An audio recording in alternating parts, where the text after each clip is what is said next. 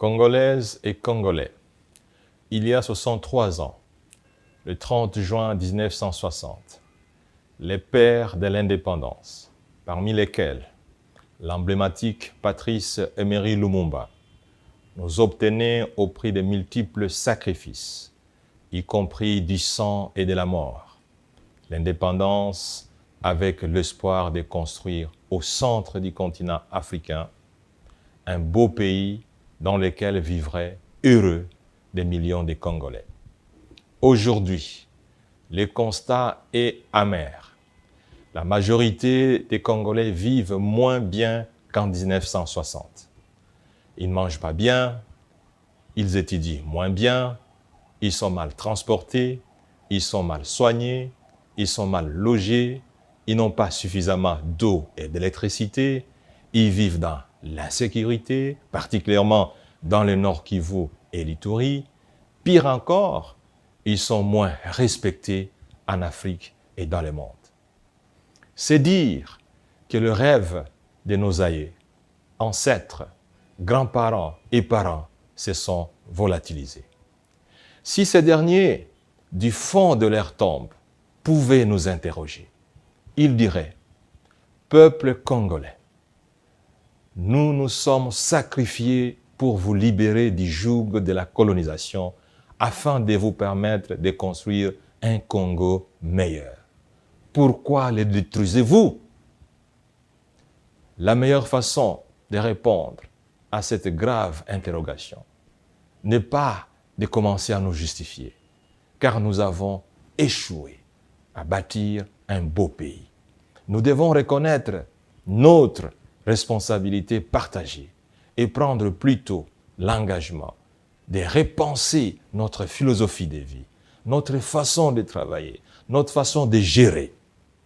Oui, le pays a été mal géré depuis l'indépendance. Oui, le pays est encore mal géré.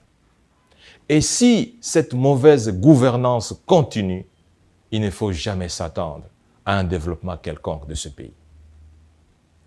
Congolaises et Congolais, rappelons-nous de l'essence de notre hymne national chanté en chœur le 30 juin 1960. Cet hymne nous exhorte à l'engagement, à la décision, à l'action, au dépassement de nous-mêmes et au travail ardu. Il nous dit « Ô peuple ardent, par le labeur, nous bâtirons un pays plus beau qu'avant. » Cet hymne nous exhorte encore à assurer la grandeur de la RDC. Oui, la grandeur. La grandeur ne s'obtient pas uniquement par les rêves, par les souhaits, par les promesses et la prière. Elle ne s'obtient pas non plus par la facilité, la médiocrité, l'injustice, la corruption, le mensonge, la fraude et la ruse. Nous devons donc nous défaire de ces antivaleurs qui nous tirent vers le bas pour nous classer parmi les pays les plus pauvres du monde en dépit de notre immense potentialité. Nous devons nous armer des valeurs devant nous remettre sur le chemin de la prospérité. Il nous faut donc un sursaut d'honneur. Et décembre 2023 nous donne l'occasion unique et exceptionnelle pour pouvoir nous décider dans le but non seulement d'honorer nos aïeux et ancêtres, grands-parents et parents, mais aussi de prendre les rendez-vous avec l'histoire et donner un sens à notre propre vie, notre propre existence sur la terre et léguer ainsi à des générations futures un Congo qu'elles méritent et dont elles seront fières d'y vivre et de présenter au reste du monde. Congolaises et Congolais, la prospérité de la RDC ne dépend que de nous et non du Fonds monétaire international, de la Banque mondiale et de la Banque africaine de développement.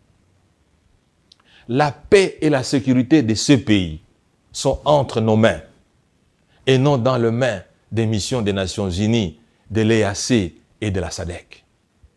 Nous avons l'obligation morale et patriotique, voire historique, de donner à notre pays une nouvelle chance de partir sur de nouvelles bases en élisant des hommes et des femmes qu'il faut à la place qu'il faut en décembre 2023.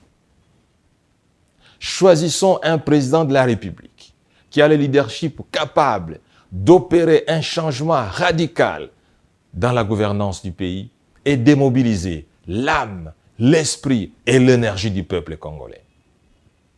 Choisissons des députés nationaux, des vrais représentants du peuple, ayant l'éthique et la morale nécessaires et capables d'aider le gouvernement à effectuer des réformes vigoureuses, douloureuses, mais indispensables et incontournables pour l'émergence de notre pays. Choisissons des députés provinciaux responsables et capables d'offrir à nos provinces des assemblées provinciales consciencieuses et des gouvernements compétents devant assurer le développement harmonieux à la base et d'élire des sénateurs devant jouer le rôle des sages à la Chambre haute.